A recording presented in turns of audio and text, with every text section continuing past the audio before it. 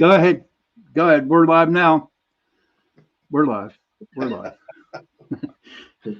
All right. So you want to start over or something? Yeah, I will start over again. Hi, everybody. Sorry I'm late, but it just seems like the evil presence out there in the universe is like raising havoc with us. So, hi, Christine Marie, Cindy, Sebastian. Sorry about being late. Um, but what I'd like to do is at least get a good 35 minutes in with you, Phil. But I do want you to come on again in December, please. Oh You yeah, know, definitely. so we can, whatever we don't get a hold of tonight, then we will be able to, you know, continue. You know what I mean? Because tonight is the start of my 1 hour show. Instead of the hour and a half. Down to But 35 minutes. that's okay. Like we talked about last night, everything's supposed to happen for a reason. Who knows? Hi, Virginia. Hi, Sebastian. Hey, Johnny. Johnny, good to see you guys. Um, so, my guest is Phil Siracusa. And take it away, my friend. Most of the people in the room saw me and you last night on your show. Oh, good. Well, hello everyone. Yes, I'm Phil Siracusa, the owner of the Horsefly Chronicles home in Eastern Pennsylvania, an author and a radio host, and all that good stuff under one belt. Hi, Virginia. And you know, I'll tell you something about me. I was a hardcore skeptic. I'm a thick-headed New Yorker. I don't believe anything. I don't care who it is. Could be the Pope. I don't believe anybody about anything until I have experienced something. Hmm. When I experience something, I try to debunk it. And then when you can't debunk it, you're like, well, there's more to it. And I will say that demons do exist. And I know that that word gets thrown around, but I'm going to throw it around a little bit. Okay. Demons do exist, period. And it is not in every case, in every house, in every haunting. It's few and far between, but these evil entities do exist in a realm where they can affect us in the living, a physical realm, and cause havoc. And that's exactly what happened to me and my family. Okay. What happened? Um, was there a certain situation that happened that brought on all this evilness?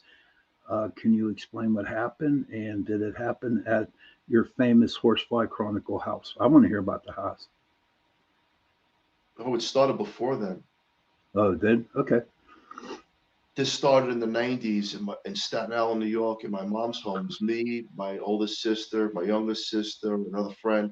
We just messing around with the Ouija board, you know, Ah, yeah. just goofing around. And look, it's just a board, but it's not just a board, right? Because it's the intent that you put behind that thing that can open up doors. Right. And I was joking around with it. We all were. But then this girl comes through and she goes, "My name is Sarah." And we think you're moving the board, the plankhead, and so on and so forth. But she says, "Let me prove it that I'm here. I'm watching all of you." So I asked my mom to go do something upstairs, right, in one of the bedrooms. And if there's really a girl here, she's going to tell us downstairs in the kitchen what's going on upstairs. So my mom goes upstairs and does something, and she's telling us on the board verbatim exactly what she's doing. Now, we were all puzzled. We're all frozen. This is like the early 90s, and we're all like shaking and get goosebumps. And she goes, not only that, the girl's talking through the board now through my older sister. She goes, but there's a rock holding down your mom's muffler Uh huh. in the driveway. Go look right now. And we all go outside, and there's a rock that my mom had kicked up holding down the muffler. Now we realize that there's a girl here, but that was no innocent little girl. See, that little innocent girl that she played to be became part of me in a way where I became attached to the Ouija board Okay. uh, from that point on. And I went into that world of darkness where not only was I communicating with something I didn't know who I was talking to, I started to perform rituals, and Okay. very bad rituals. Now, Mm-hmm. look, I don't read hocus pocus books and follow black magic or any of that stuff. Mm-hmm. Somehow, telepathically, this spirit is telling me things, exactly how to do them. Oh wow. And yeah, so not only am I doing the board, but she tells me that there's a certain book to get, Goetia, What's the name of the book? Goetia. Okay. And it's the book based off King Solomon's work, the Book of the Lesser Demons and all that stuff. And I go to New York City, a place called Magical Child, and I go buy this book. And the book is to curse people. It's an evil, evil book, very expensive. It's one of the originals. And I found myself doing favors for people that crossed my friends over, and it worked. And it's not good, but you see, what was happening was she was steering me into a direction of darkness to put a cloud over me. That's exactly what started happening to me.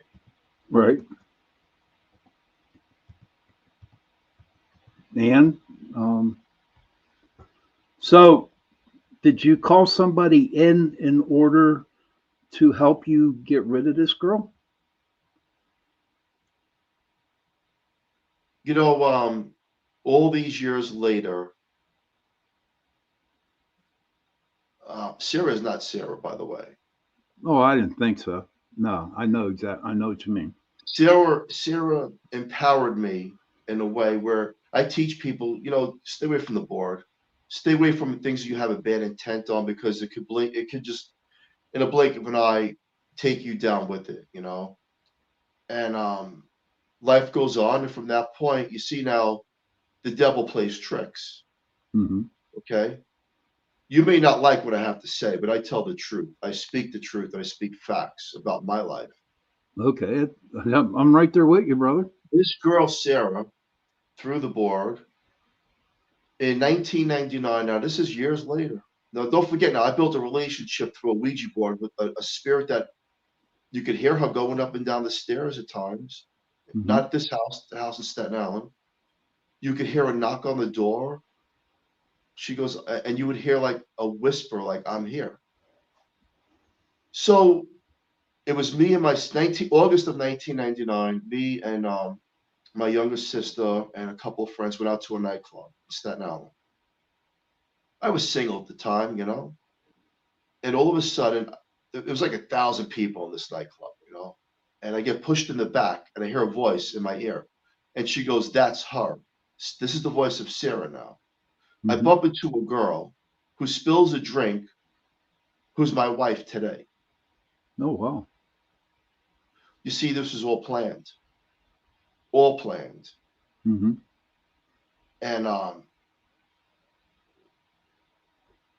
I teach people also that through what I went through is that they can lead you down. Now, look, I love my wife and I have a happy family, but the devil will give you what you want, Right. will give you what you want, but also you're going to pay that price in different ways. Mm-hmm. And that's exactly what was happening. I met this Okay. girl. We started a relationship. I found myself glued to that book of Goetia, and I was doing dark rituals and so on and so forth.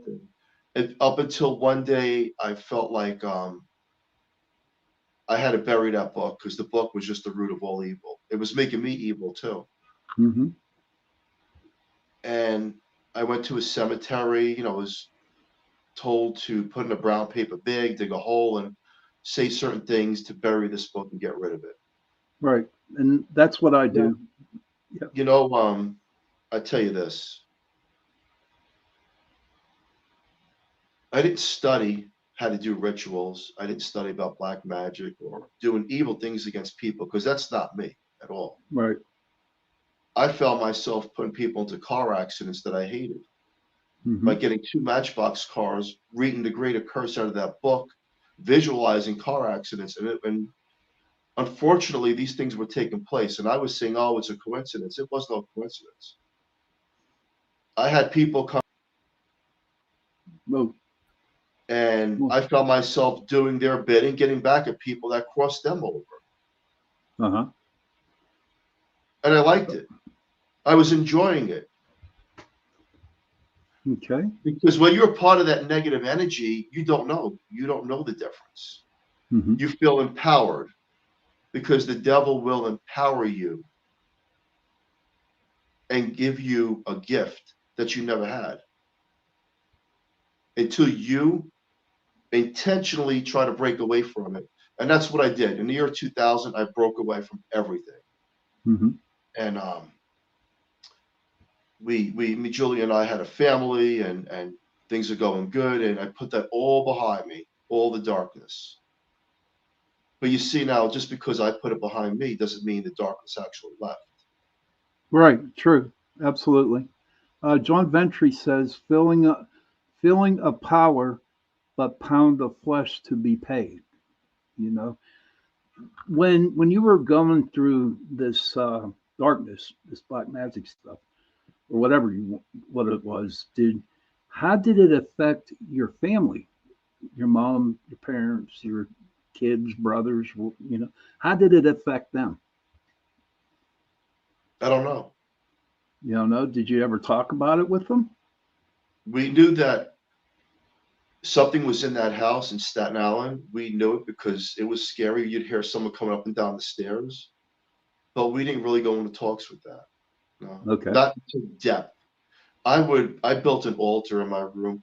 You see, what was happening was I was told what to do, how to make this Oh, certain okay. altar, what Okay. candles to get, what incense to get, what oils to get, what to burn, and what to say. I was being, through a form of telepathy, she's telling me all this girl. Right. Actually, I have Okay. her voice. I have Sarah's voice. It's on YouTube. Creepy as hell. And Mm-hmm. I'm being told all this, and it works. That's the scary part, is it actually works. And of course, I'm totally against it. But that's what they do. They will give you what you want or you think you want, and they will bring you down that path. And that's exactly what was happening. My friend Sibel says she's a witch, and she is. I've studied most of my life. I've learned magic, and if you want to say black magic, you need to study all types to be able to protect yourself and family. Thank you, Sybil. And but I mean I'll be honest with you, I wasn't expecting that, but I'm glad that you brought it up because um, to me, when I would go out and investigate, and I would go into my meditation, like we talked about last night, right? Um, it was really weird because do you remember Uncle Fester on Adam's Family? No, the bald headed dude that would like blah Oh blah. yeah. Well, Professor, yeah. whenever I would, yeah, but what would happen was whenever I would see Uncle Fester out there in meditation, I knew it was a demon. And I have dealt with a lot of them. And it, for me, it just took a real big toll on me. You know what I mean? We talked about being drained last night. Oh my God, after fighting with one of them bad boys, I got a story to tell you, but we'll wait for the next show that comes up. I'm definitely getting you on in 2 weeks, so don't make no plans. Okay. Definitely. I want to just say really quick that a friend of mine, Christina Marie, is in the chat. Now, Christina Marie was brave enough to write the book, that the story I'm telling you right now, it's called The Mm-hmm. Family Cabin. It's on Barnes and Nobles, The Life of Philip Siracusa. She wrote the book of what I'm talking about Oh, Sarah. wow.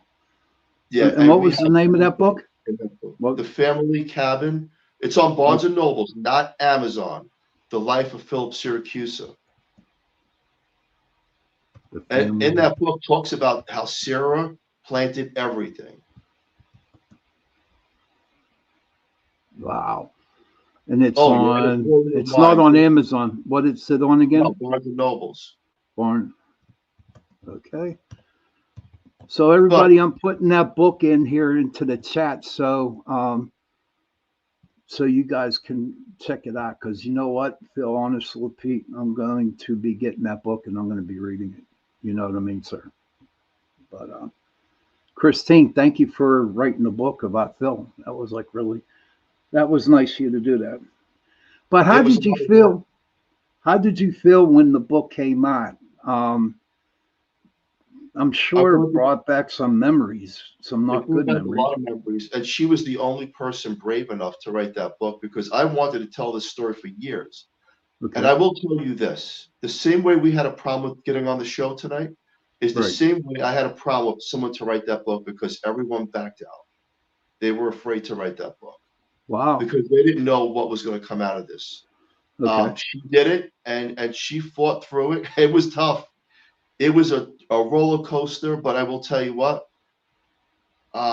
it's a book that a lot of people should read because if you think the devil doesn't exist, then you should take a look at what's written in this book and the pictures behind the book. Mm-hmm. Um, it's the thing is this: we have to watch what we do and choose with our intention of life, and it leads me to talk about paranormal investigating. Right? If you have an intent of provoking, you may provoke the bear, and you may get attacked by something you Oh don't yeah, know what's yeah. coming to it. Now, I want to get back to Mm-hmm. Sarah because Sarah, and again, people, you could hear Sarah's voice on YouTube if you type in the Horsefly Chronicles. Actually, put it somewhere on Facebook. You could hear her voice that was caught by a paranormal team, and it's a creepy voice. Um, Thank you, Amanda. Years went on. My life was fine. I'm raising a family with my wife Julia. We're good. Everything's good. I put that whole darkness world behind me. And we moved up in the levels of life, and I was happy. She was happy. And then we moved to Pennsylvania, and we have purchased an old Victorian home. Um, and then about 6 months in, little things started to happen. Little shadows here and there, and scratches on the floor. But we would ignore it as best as we could. It wasn't up until June of 2010 when we bought the home I'm in now, and the room I'm in now is pure evil. Oh wow. The home that Okay. we bought is in an estate neighborhood. It's not an old home. It's not scary looking. It's none of that stuff. That's the movies. Right. I was doing good, and we picked a house that we really liked. But you see now here's God and the devil. You ready for this one? Uh-huh. In 2009, again, life is good. There's really no like major issues. I find a home online through a real estate agent, and I call them up and they go, "Sorry, the house is under contract," meaning the house that I'm in now. Mm-hmm. So we find another home. Ironically, it's owned by priest, and it's a nice home. We're really attracted to the home. It was really nice, and we were tossing it back and forth, but we knew that this house was going to be a goner. But we still continued to look at other homes, and then about a month later, my wife calls me at work, and she says, "Guess what? That house that was under contract, it's available now." Mm. And I says, "Really?" So we made arrangements with the real estate agent to come see it, and long and behold, you see now we didn't choose the house. The house chose us. I believe that. I'm right. I 100% believe you on that, Phil. Yes. And when you say that the house chose you, do you think maybe the energies in the house knew what you went through in 99 and 2000? Is that right? I think it knows everything. It always knows. The way we Okay. communicate, spirits have always been around. Um, I went into this one room, which I'm actually in now, ironically, and I'll get into that probably another show. But Yep. the real estate agent's taking us through the walkthrough, and then this is a room in the basement, and paranormal teams call it the portal. I felt the room was pure red. It was painted this ugly red, like some kind of weird red. And I felt like my equilibrium balance was off in the room, but I still wanted the house. I was past all that ghost stuff and all that other stuff, and we eventually got the house. And when we moved in, everything was fine. Me, my wife, and my kids, everything was fine. But 6 months later, you see, the devil doesn't wear a watch. Right. Now, we wear a make-believe watch because we think time is real. There's no time. They knew exactly what they were doing. 6 months moving into the house, all of a sudden, everybody starts arguing and fighting, and I'm starting to see shadows. And I'm trying to dismiss it because I'm working long hours and I'm tired. And a lot of negative energy started in the home. But little did I know is that we were feeding the lion Mm-hmm. by fighting. So we lived with it. I mean, we didn't know what we were dealing with, And I got a paranormal team that I found on television that wasn't too far away from us. And I said, would you come down to my home and see what's going on here? Maybe it's just the lighting and that it's all psychosomatic, or maybe it's real. And this was the first paranormal team that I ever seen in person. There was about 8 or 9 people on this team. They set up all their equipment, top floor, bottom floor, third floor, backyard, everywhere. And what was happening was this: they were being attacked. So me, as a thick-headed person, like, you're probably on drugs, all of you. I got one girl throwing up on my front lawn. I got the other girl screaming in my bathroom, her eyes turning black, and her eyes did look black. I have another medium punching herself in the face in my living room. And here I am, a family guy, my wife and my kids, saying, what the hell am I doing here? Wow. What am I doing here? But what I didn't know, this was actually really happening. But I wasn't admitting it to myself because I wasn't Okay. understanding it. And it turned out to be an ugly, ugly night with this team. Oh my God, talk about fights. So the team leader gets back to me about a couple weeks later and he goes, I want to talk to you, but not in the home. He goes, meet me at a diner. So I meet him at a diner. He showed me pictures. And, pictures look like optical illusion or matrixing. I tried to debunk all these pictures that did look like demons. But he goes, well, okay, you could debunk that, Mr. Siracusa, but I want you to hear something. And he plays these recordings. And these recordings are these evil things making threats to all of us, evil threats in multiple languages. Mm-hmm. I'm going to kill you, your family, all of you are going to die and suffer. You woken us. All this evil crap I was hearing. And I questioned this man, but then again, he's an ex-cop and he has credibility. So what I did, because again, I have a thick head, right? Right. I call another paranormal team that doesn't even know this team to come down to the house and say, you know what, let me see if it's them or if it's the house. Mm-hmm. And they come with a big team as well. It was a Saturday night, and they're doing a walkthrough, and all of a sudden the team leader, this female, she gets a scratch on her ankle. She's bleeding everywhere. And I said, well, maybe you've walked into a piece of furniture, Right. That's my stupid sense of humor. But she goes, no, no, no. And then another person is in my basement just screaming at the top of their lungs at nothing, Hmm. screaming. Wow. Wow. Look, I'm known for this case because what I did was I went on a mission to prove to myself, my family, and the world that this is real. This is not make believe. And I took a lot Right. of criticism. It's fake. It's this. It's that. I'd probably say the same thing about somebody else. I mean, but what I did was throughout the years, from 2013 up until a year or two ago, I had over 52 paranormal teams from around the world come to my own home with various types of equipment to investigate the darkness that we live with, to prove that we are, quite frankly, we're not crazy, that this is real. Mm-hmm. And that these things loved every minute of it. these evil things, and I didn't realize that we were feeding them Right. all these people. There was ambulances here taking out people, people left here trying to commit suicide, people left here in car accidents. This thing, this one specific entity knew exactly what was happening. And in fact, it knew when we had people that were from the church come here, it knew how to stop certain people from coming to this house. Okay. So our simple minds and how we know and do things, we think we know everything. We don't.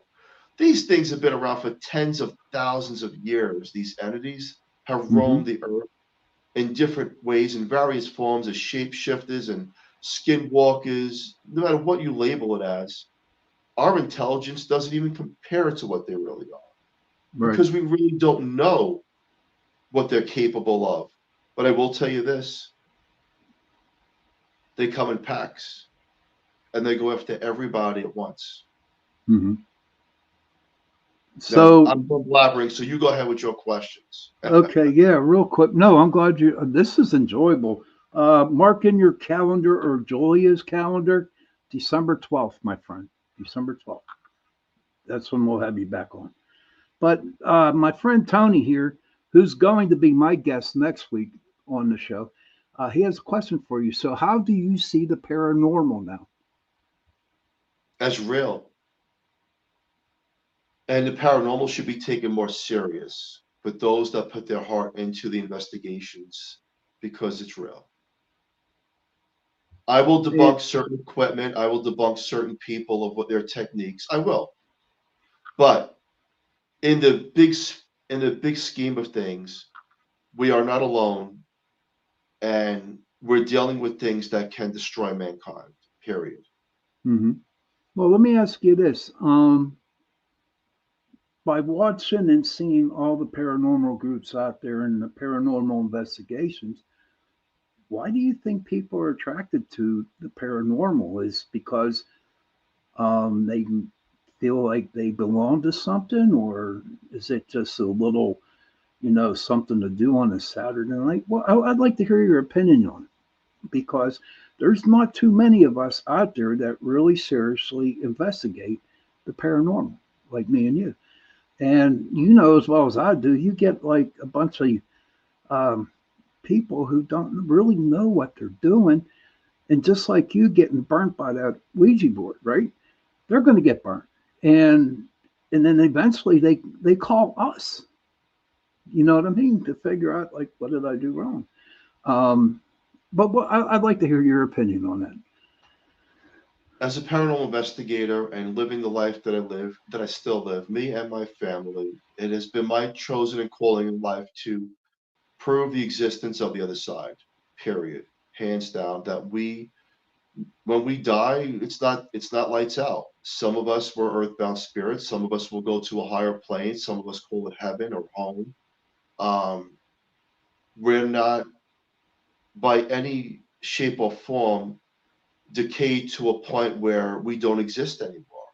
And Right. that's been my goal to prove that we go on in various forms and there's multiple dimensions. Now, I'll tell you really quick, back in the 90s now, I lost an ex-girlfriend at a young age. She was in her 20s. And you think that the dead don't watch. Well, they do because we had lost touch. And then a friend came to me and says, guess what? This girl died, your ex. I was like, what? This is like a year or two after the death. Mm-hmm. So he goes, come on, let's go to the cemetery and pay respects. We go to the cemetery. He puts down a pack of cigarettes because she liked to smoke and all that stuff. And then that night, we went back to my place and I said, you know what? Let's see if we could talk to her through the Ouija board. She came right through that board like there was no tomorrow. She said, thank you. And I says, wait a second. What is it like on that side? And what she explained to me was this. Mm-hmm. She goes, Phil, it's just like walking out of your body. And I says, well, why didn't you go to a higher place? Why are you still here? She goes, because I want to watch over my daughter. And she goes, but we're not able to communicate anytime It has something, she was very specific on this. It has something to do with the alignment of the stars. Now, I don't exactly know what that means, but it's some kind of an energy, I guess, that like we call full moons and the way stars Right. are put it. I don't study all that stuff, but she was trying to explain it to me. I happened to catch her on a perfect night. Not only, I blindfolded my friend and I Hmm. says, I'm not touching the plank on the Ouija board. In fact, you know what? I'm going to just ask the questions. I asked personal, detailed questions. She told me everything. And I was tear Okay. jerking about it. I was upset. But then I also Hmm. knew that this is her. And the way she explained it, she's not going back to any other dimension. She wants to be here with her child. Right. So I can tell the world this. We do go on. And I think because of free will and choice, we make that decision when we die. If we want to go to the light, Yes. if there's a light that comes for us, Right. or if we want to remain earthbound up until people that we're watching over come with us. Hmm. Absolutely, dude. And I have another theory behind that.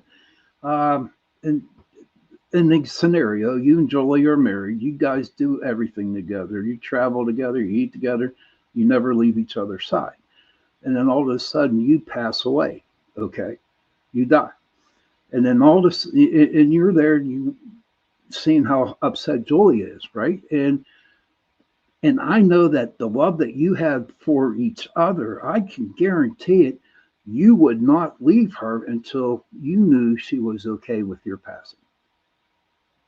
This is true. It's kind of like that movie Ghost with Patrick Swayze and Demi Moore back years ago. He had unfinished business. Yeah, and a lot of them do. I know a lot of spirits that I've dealt with, they did nasty things when they were alive.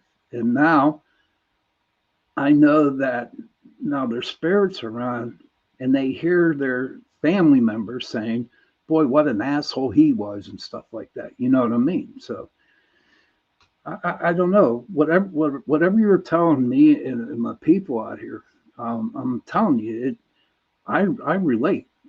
I relate tremendously with that stuff. Yes, evil's bad. The devil does exist. Now, And I'm going to jump in there really quick and tell you what happened when we had Paranormal Challenge here back a few years ago. We have to be careful as investigators. We really do. And look, I think there should be more investigators, but you should learn before you investigate and don't mhm, take it too lightly. Just don't. yes, yes. Paranormal Challenge was here. Now, that's a branch off of Zach Bagans' thing. He wasn't here, but it's a branch off of what he was doing on that show. So this team Hmm. comes here, and I talked to them on the phone. They didn't believe in my case, and I says, you know what? I'm that person. I will say, come to my house. Okay, Right. you come here, and I'll even feed you, and then you bring all your equipment. Let's see, and that's exactly what I did. So the team comes here, right? And I go Facebook Live, and this is on my Facebook somewhere, and I record each and every one of them. So the leader goes, the team leader goes to me, you know what? I didn't believe in this case, the Horsefly Chronicles. He goes, but something was visiting me and my girlfriend last night, and it was not good. Hmm. Was not good. So there was about five of them, well-known people. I'm not going to mention any names. And I recorded each and every one of them, and then they started their investigation. But the most stupidest thing they did, and I told them not to, is they left the female investigator alone up in my living. Oh my And I God. said, don't leave anyone alone in this house. Just don't do it. It's not safe because the house is known for certain things. And he insisted, I know what I'm doing. And, so he left her alone. And I have home surveillance, and she's communicating with Sarah. And she's playing with Sarah now through a teddy bear. And Sarah's voice is coming through. We're in the basement, and all of a sudden, his demeanor changes. And he's not that nice person that walked into my front door. Mm-hmm. He's now giving commands to his team, very verbally, like, and not in a nice way. So I really seen that this guy somehow was being oppressed, but he was in denial. So a couple hours pass, they get all their evidence and all that stuff. The door opens, closes, which is pretty wild, and they leave. But I knew something was wrong. I knew it. I seen that look in his eyes. Now, remember when I told you about the first team I had here, that the girl in my bathroom, her eyes Yeah. would turn black? He had that darkness in his eyes. Oh my. So a month goes by, and I don't hear from this guy. I want to see, what kind of evidence did you really compile from this house? And I says, and by the way, there's that girl that you left in my living room on home surveillance. She disappeared for 12 minutes and reappears on camera. I says, it could be a camera glitch, right? Mm-hmm. Because there are glitches in cameras. I was like, but it's a little odd that she was trying to communicate with Sarah and getting a response, and she's gone. Right. Well, he says to me, I don't want to talk about her. And I says, why? He goes, because I'm being accused of murder. She's dead. And we met up a few days after that in a private spot, and we were talking. And there was an accident that happened between him and her. And he's like, look, whatever's in that house, I feel like made me evil and put a rage in me, and I just can control myself. Mm-hmm. We could say there's coincidences, but as a paranormal investigator, I don't believe in coincidences. I believe Right. that if you provoke and you go into a location that you already know is tainted, it's going to come for you. Mm-hmm. Absolutely.